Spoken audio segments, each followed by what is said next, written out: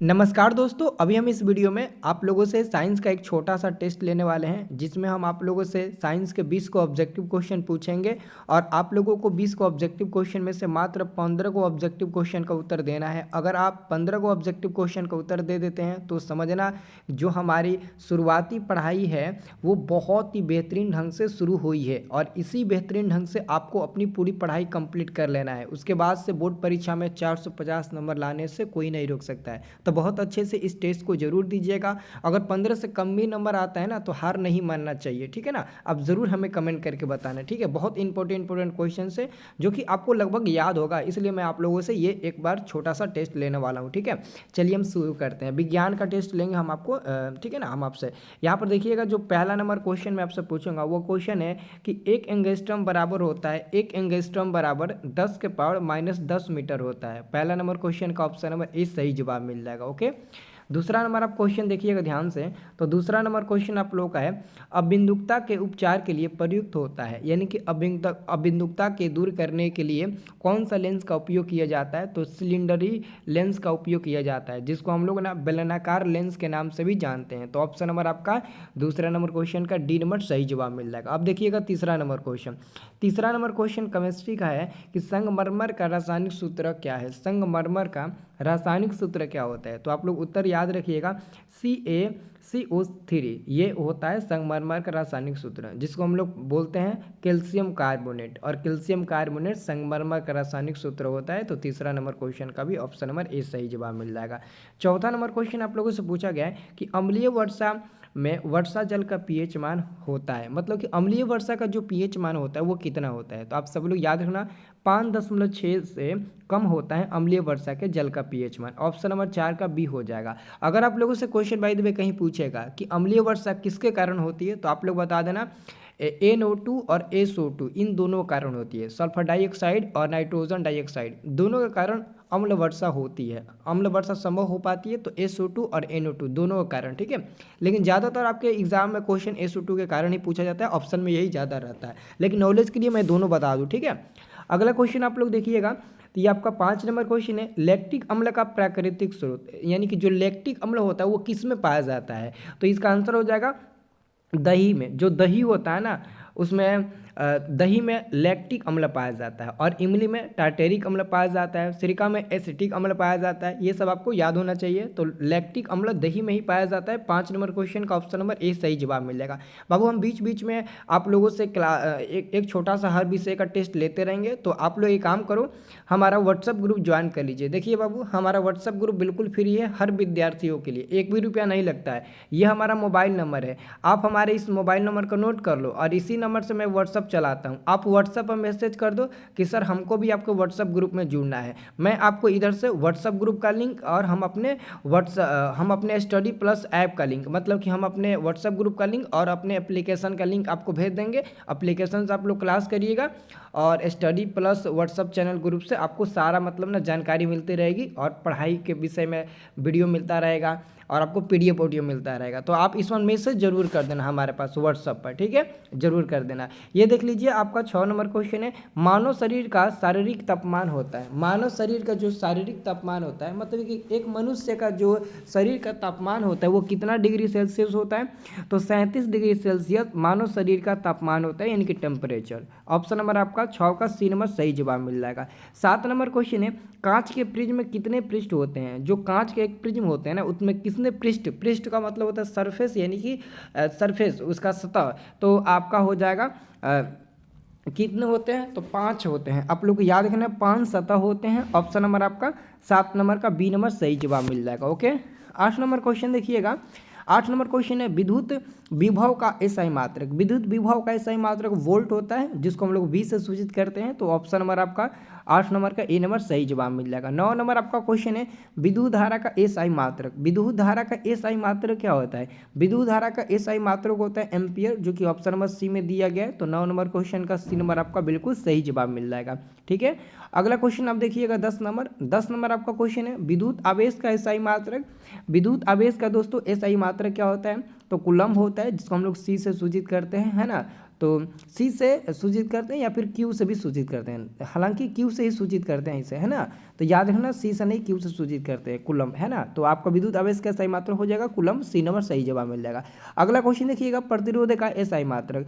प्रतिरोध का एसआई मात्रक, प्रतिरोध को इंग्लिश में हम लोग रेजिस्टेंस बोलते हैं और प्रतिरोध को कैपिटल आर द्वारा सूचित किया जाता है और प्रतिरोध का एसआई मात्रक ओम होता है, जो कि सी नंबर में दिया गया है। और ओम को हम लोग सूचित करते हैं ऐसे, ये ओम का सूचक होता है ना, संकेत होता है ओम का, याद रखना।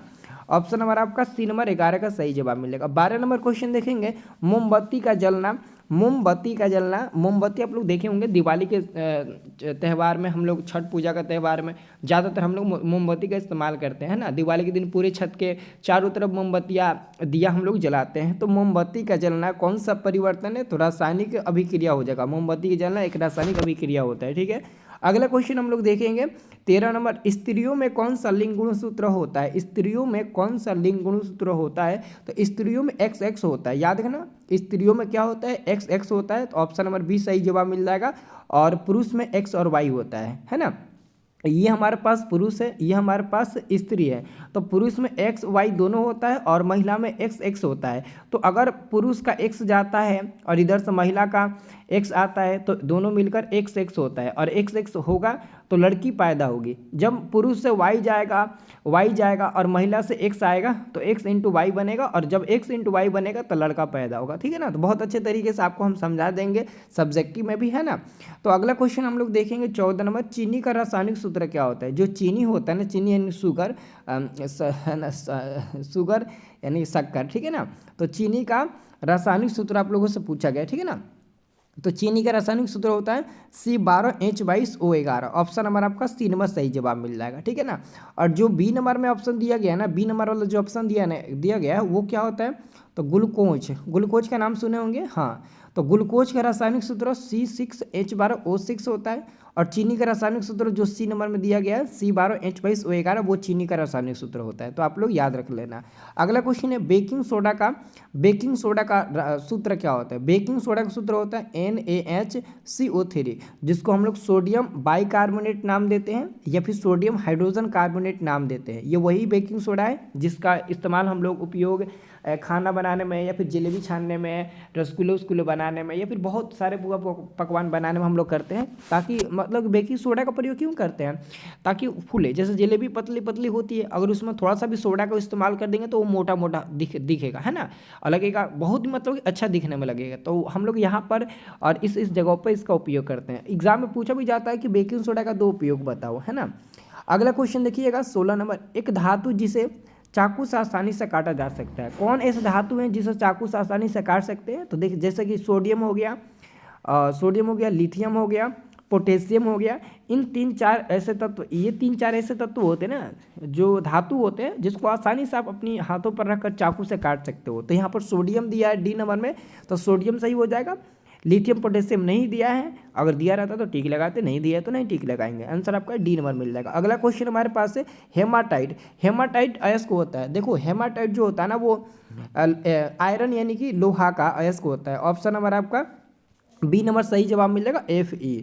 अगला क्वेश्चन आपका है, कार्बन का इलेक्ट्रॉनिक विन्यास क्या होगा। कार्बन का संकेत C होता है और परमाणु संख्या 6 होता है। जब इसका इलेक्ट्रॉनिक विन्यास बनिएगा तो 1s2 2s2 और उसके बाद से 2p2 मिल जाएगा। 2 4 6 हो गया। ऑप्शन नंबर ए सही जवाब मिल जाएगा। डी नंबर नहीं होगा क्योंकि बी नंबर नहीं होगा क्योंकि यहाँ पर डी आ गया, पी आना चाहिए, है ना। तो याद रखना ऑप्शन नंबर ए सही जवाब मिल जाएगा। अगला क्वेश्चन आपका है कि पीएच का मान 7 हो तो बिलियन कौन सा होगा। जिस बिलियन का पीएच मान 7 होता है ना, वो हमारा उदासीन बिलियन कहलाता है। तो ऑप्शन नंबर आपका 19 का सी नंबर बिल्कुल सही जवाब मिल जाएगा। अगला क्वेश्चन आपका है 20 नंबर, आवर्त सारणी के प्रथम वर्ग के सदस्य हैं। आवर्त सारणी के प्रथम वर्ग के सदस्य क्या होते हैं। तो आवर्त सारणी के प्रथम वर्ग के सदस्य क्षारीय होते हैं और द्वितीय वर्ग के सदस्य ज्यादातर क्या होते हैं, अम्लीय होते हैं। सब नहीं, आप ये नहीं कह सकते हो कि आवर्त सारणी के प्रथम वर्ग के सदस्य हर एक सदस्य लगभग क्षारीय होता है। नहीं, कुछ ऐसे तत्व मतलब कि लगभग ज्यादा होते हैं और कुछ होते हैं जो नहीं होते हैं। तो हम लोग लगभग में सभी मानते हैं, ठीक है ना। तो आवर्त सारणी के प्रथम वर्ग के सदस्य क्षारीय होते हैं, ठीक है। तो ये हमारा 20 क्वेश्चन समाप्त हो गया। अगर आप इस कमेंट करके बताएंगे कि हमने 20 में से कितना का उत्तर दिया, तो मैं आप लोग का कमेंट देखूंगा और देखूंगा किसका किसका ज़्यादा सही हुआ है। और मैं कोशिश करूंगा ऐसे ही मतलब कि हर विषय का कभी कभी बीच बीच में यूट्यूब पर टेस्ट लेते रहे, है ना। और एप्लीकेशन पर टेस्ट होगा तो एप्लीकेशन पर जो टेस्ट होगा ना उसमें इनाम वाला टेस्ट होगा, है ना। एप्लीकेशन पर टेस्ट थोड़ा बढ़िया तरीके से और होगा, उसमें कोई भी नकल वकल चीट वोट नहीं करेगा और इनाम वाला टेस्ट होगा। फर्स्ट सेकेंड थर्ड रैंक पर जो आएगा उसको अलग अलग मतलब है ना पुरस्कार रखा जाएगा। तो स्टडी प्लस ऐप को डाउनलोड करके ज़रूर आप लोग रखिएगा, ओके।